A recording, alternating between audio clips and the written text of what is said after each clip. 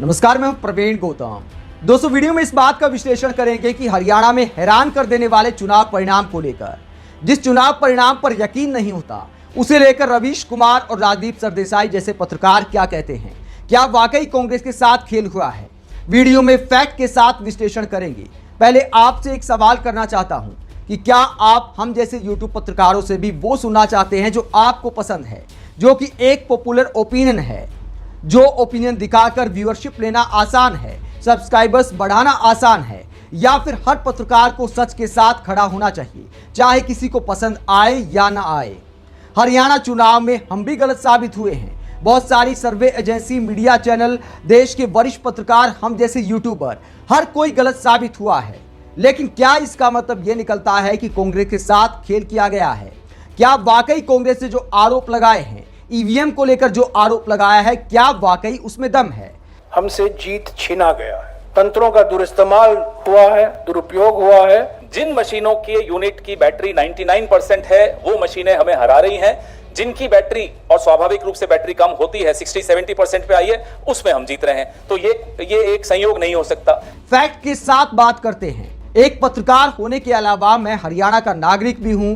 हरियाणा में 90 सीटें हैं। हरियाणा में, पूरे हरियाणा में घूमकर पत्रकारिता की हुई है, तो हर क्षेत्र को मैं समझता हूं, फैक्ट भी समझता हूं। उसके बावजूद गलत साबित क्यों हुआ? क्योंकि राजनीति का एक ट्रेंड गलत साबित हुआ है हरियाणा चुनाव में। और ये ट्रेंड है, ये मान लिया जाता है कि जिसकी लहर होती है, जिसकी जीत की संभावना ज्यादा होती है, फाइट वाली सीटें उसके हिस्से में चली जाती हैं। क्या हरियाणा में किसी एक भी सीट पर अप्रत्याशित परिणाम आया है? तो मेरा जवाब यह है कि एक भी सीट पर अप्रत्याशित परिणाम नहीं आया। ऐसा कोई उम्मीदवार नहीं जीता है जिसके जीतने की बिल्कुल भी संभावना नहीं थी। हम जैसे यूट्यूब पत्रकारों से, मीडिया चैनलों से, सर्वे एजेंसी से गलती ये होगी कि फाइट वाली सीटें सारी कांग्रेस के खाते में डाल दी कि कांग्रेस की लहर है, 10 साल की एंटी इनकम्बेंसी है। तो हर कोई पत्रकार यही विश्लेषण करता है। यही हरियाणा और देश की राजनीति का रिवाज रहा है। लेकिन हरियाणा चुनाव में ये रिवाज बदल गया। किस वजह से बदला? कांग्रेस और बीजेपी के संगठन में फर्क की वजह से। कांग्रेस अति आत्मविश्वास में आ गई। उसने मान लिया कि हम चुनाव जीते हुए हैं। उसके पास संगठन नहीं था। बीजेपी के पास संगठन था। बीजेपी ने माइक्रो मैनेजमेंट की चुनाव में टिकट सही बांटे, कांग्रेस ने गलत बांटे। और जो टिकट का बंटवारा है सरकार बनाने के लिए, तो वही निर्णायक साबित हुआ। और 60 से ज्यादा सीटें वाकई कांग्रेस की आती अगर माइक्रो मैनेजमेंट होता, उम्मीदवार सही होते, गुटबाजी नहीं होती।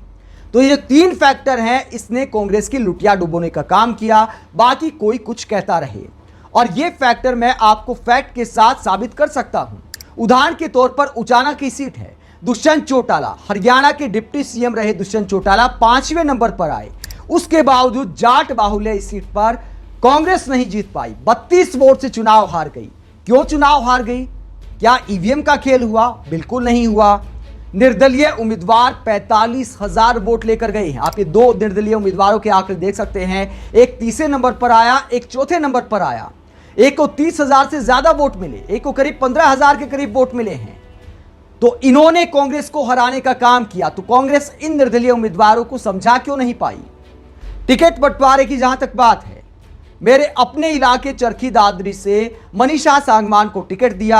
अगर चरखी दादरी से मनीषा सांगवान की जगह सोमवीर सांगवान जैसे उम्मीदवारों को उतारा गया होता तो आराम से सीट निकल जाती। जबकि बीजेपी ने समझदारी करते हुए बबीता फोगाट का टिकट काट दिया और सतपाल सांगवान के बेटे, पूर्व मंत्री सतपाल सांगवान के बेटे सुनील सांगवान को टिकट दिया, जिनका अपना एक संगठन है। चरखी दादरी अगर सीट की बात करें तो गांव-गांव में जान पहचान है, घर घर तक पकड़ है सतपाल सांगवान की। तो उसका फायदा हुआ बीजेपी उम्मीदवार को। बाडा से, बाडा की अगर बात करें, जाट बाहुल्य इलाका है, कांग्रेस से बाहरी उम्मीदवार को उतार दिया। जबकि बीजेपी ने उमेश सिंह पातुआस को उतारा, जिनकी जमीन पर अच्छी पकड़ है। निर्दलीय उम्मीदवार के तौर पर पहले 25,000 के करीब वोट हासिल कर चुके हैं। तो उनको जो टिकट दिया, उसने बाडा सीट पर भी समीकरण बदल दिया। जो सीट कांग्रेस के खाते में जाती दिखाई दे रही थी, वो बीजेपी के खाते में चली गई। इसके अलावा दोस्तों, अति आत्मविश्वास मैं बताता हूं, हम जैसे पत्रकार बेरोजगारों की आवाज उठाते हैं, पेपर लीक की आवाज उठाते हैं। लेकिन कांग्रेस ने हरियाणा चुनाव में इस धारणा के खिलाफ काम किया है। कई उम्मीदवारों के, एक उम्मीदवार की मैं बात नहीं करता, 3-4 उम्मीदवारों के सार्वजनिक बयान वायरल हुए। कि अगर हमारी सरकार आई तो मुझे इतना कोटा मिलेगा, मैं आपको सिफारिश से इतनी नौकरी दिला दूंगा, इतने वोट के बदले इतनी नौकरियां मिलेंगी।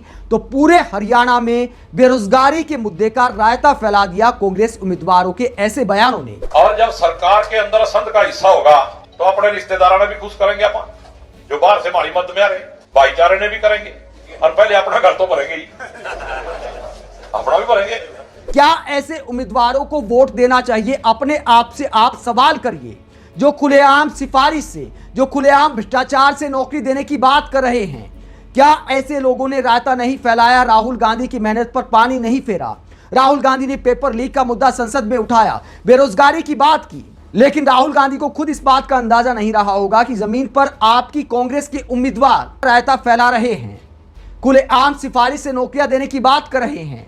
भाई 2 लाख नौकरियों में थारे गांव का जो हिस्सा बने उससे 20-25% फालतू लाके दे दो, अच्छा, और विकास करना तो मेरा शौक है। जिन लोगों की सिफारिश नहीं है, क्या उनके मन पर ऐसे बयानों ने चोट नहीं पहुंचाई? कांग्रेस के ऐसे नेता आखिरकार कब समझेंगे कि अब 2014 से पहले की पॉलिटिक्स नहीं चलेगी? अब युवा जाग गया है।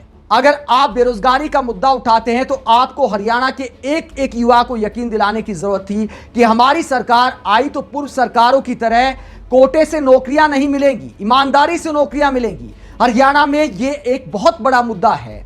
तो इस मुद्दे को कांग्रेस ने दरकिनार किया, कोशिश की। दीपेंद्र हुड्डा ने ट्वीट किया, लेकिन कायदे से मंच से बोला जाना चाहिए था कि अगर हमारा एक भी कार्यकर्ता सिफारिश भी लेकर आया तो भी नौकरी मेरिट के आधार पर ही मिलेगी, तभी बेरोजगारी का मुद्दा हरियाणा में निर्णायक साबित हो जाता। तो कांग्रेस उम्मीदवारों ने खुद आत्मघाती बयान दिए। इसके अलावा हरियाणा में गुटबाजी ने खेल बिगाड़ दिया। गुटबाजी की वजह से कम 8-10 उम्मीदवारों को गलत टिकट मिला, उसकी वजह से कांग्रेस चुनाव हारी है। उदाहरण के तौर पर तिगांव से ललित नागर को टिकट मिल जाता, कांग्रेस आराम से चुनाव जीत जाती। दूसरे नंबर पर निर्दलीय उम्मीदवार के तौर पर आए हैं ललित नागर, तो कांग्रेस ने किस बेस पे आखिरकार उनका टिकट काट दिया और जिनको कोई नहीं जानता रोहित नागर को टिकट देकर भेज दिया। तो उम्मीदवारों का सिलेक्शन कांग्रेस ने गलत किया। कांग्रेस की गुटबाजी ने चुनाव हराया। कुमारी सैलजा ने ऐसे ऐसे बयान दिए कि देखिए मेरे साथ गलत हुआ, मेरा दिल दुखता भी है। दलित वोट बैंक देखता है कि उनके नेता के साथ क्या हो रहा है। तो इन बयानों ने कांग्रेस का बंटाधार करने का काम किया। कुमारी सैलजा के अलावा रणदीप सुरजेवाला का ये वीडियो आप देखिए। कल बेटे की जीत का जश्न मना रहे हैं। 1% भी कांग्रेस की बड़ी हार का दर्द उनके चेहरे पर दिखाई नहीं दिया। जो कहा करते थे ना वो हरियाणा के सबसे बड़े गुंडे, मैंने उन्हें कहा था प्रजातंत्र में वोट की चोट बराबर कर देती है सबको चोट की। ऐसा लगता है कि बेटे को विधानसभा चुनाव जिता दिया तो वर्ल्ड कप जीत लिया है। नए नए उम्मीदवारों को ऐसा सही लगता है कि पार्टी जीते या हारे खुद जीत गए जश्न मन जाता है, क्योंकि पहली बार कोई विधायक बनता है। लेकिन रणदीप सुरजेवाला परिवार एक बड़ा परिवार है हरियाणा की सियासत में। बड़े नेता है रणदीप सिंह सुरजेवाला, जश्न मना रहे बेटे की जीत का, जबकि कायदे से मायूसी होनी चाहिए चेहरे पर कि कांग्रेस को इतनी बुरी हार मिली है। लेकिन ये जश्न दिखाता है कि हर नेता को बस अपनी परवाह थी कि अपनी गोटी सेट हो जाए। आज के दिन रणदीप सुरजेवाला, कुमारी सैलजा सब जश्न मना रहे होंगे कि देखिए हरियाणा में भूपेंद्र सिंह हुड्डा सीएम नहीं बने। यही एक सच्चाई है। कांग्रेस की गुटबाजी ने जीती हुई बाजी कांग्रेस को हराने का काम किया है। कोई ईवीएम की सेटिंग नहीं हुई, एक भी सीट पर अप्रत्याशित परिणाम नहीं है। सभी हलकों पर हम जैसे पत्रकारों की एक पकड़ है। उस आधार पर आपको कहता हूं कि ईवीएम वगैरह के आरोप सरासर बचकाना है। अगर ईवीएम बदली गई, कई लोगों ने कहा कि बैटरी इतने प्रतिशत हो गई, उतने प्रतिशत हो गई, तो एक सिंपल सा फॉर्मूला है। मतदान के बाद ईवीएम स्ट्रांग रूम में जाती हैं, बाहर तमाम उम्मीदवारों के एजेंट बैठे होते हैं, लगातार निगरानी करते हैं, सीसीटीवी लगे होते हैं। जब चाहे सीसीटीवी की फुटेज आप देख सकते हैं। तो क्या वो जो एजेंट है वो सो गए थे? और एक सीट पर ऐसा हो सकता है, 2 सीट पर ऐसा हो सकता है, ऐसा थोड़े कितनी बड़े पैमाने पर हो जाएगा। हरियाणा को समझने के नाते दावे के साथ कह सकता हूं कि ये चुनाव परिणाम हैरान करने वाला जरूर है, लेकिन सेटिंग वगैरह नहीं है। बस ये है कि जो पॉपुलर ओपिनियन होता है, जो राजनीति की एक रवायत होती है कि फाइट वाली सीटें हवा के साथ चली जाती हैं, वो हवा के साथ नहीं गई। वहां पर कांग्रेस की बजाय बीजेपी का माइक्रो मैनेजमेंट जीत गया, अच्छे उम्मीदवार जीत गए, संगठन जीत गया। और इसे आप कांग्रेस के अति आत्मविश्वास की हार मान सकते हैं, गुटबाजी की हार मान सकते हैं। इसके अलावा कुछ नहीं है। अगर ऐसा होता, रवीश कुमार जैसे पत्रकार को भी गलत कहेंगे क्या आप? क्या उन्होंने ईवीएम पर कोई आवाज उठाई हरियाणा चुनाव को लेकर? रवीश कुमार ने भी अपने वीडियो में माना कि कांग्रेस की हार है, बीजेपी की जीत है। बीजेपी ने अपने संगठन के दम पर जीत हासिल की है। राजदीप सरदेसाई का ये वीडियो आप देख सकते हैं, टाइटल आप देख सकते हैं कि कांग्रेस के लिए वेकअप कॉल है। राजदीप सरदेसाई ने इस वीडियो में कहा कि संगठन खड़ा करना होगा, गुटबाजी दूर करनी होगी, तब जाकर हरियाणा में आगे आप चुनाव जीत सकते हैं। हवाई मामलों से काम नहीं चलेगा। वेकअप कॉल फॉर कांग्रेस, हवाई नहीं चलेगा। वोकल वोट कई बार आपके साथ आ जाता है तो उम्मीदवारों के रास्ते रोक दिए जाते हैं, गांव से कई उम्मीदवारों को भगा दिया जाता है, लेकिन साइलेंट वोट का भी ध्यान रखना पड़ेगा। हरियाणा में बहुत तरह का वोट है, उम्मीदवारों के सिलेक्शन का भी ध्यान रखना पड़ेगा। निर्दलीय उम्मीदवारों को बैठाना भी पड़ता है, कई जगह खड़ा भी करना पड़ता है, यह भी राजनीति का हिस्सा होता है। यह बीजेपी ने कांग्रेस को इस हरियाणा चुनाव में सिखाया है।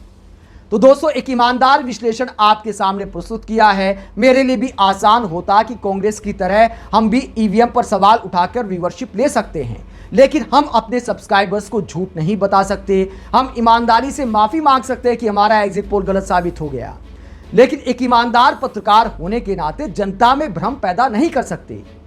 बाकी आप सबकी मर्जी है, चाहे आप उसको सच माने कि जो आपको पसंद है वही बात करेंगे, आप दिन को रात कहें तो वो रात कहेंगे, ऐसा कम से कम हम तो नहीं कह सकते। आप हरियाणा के चुनाव परिणाम को लेकर क्या सोचते हैं, कमेंट बॉक्स में अपनी राय जरूर दें।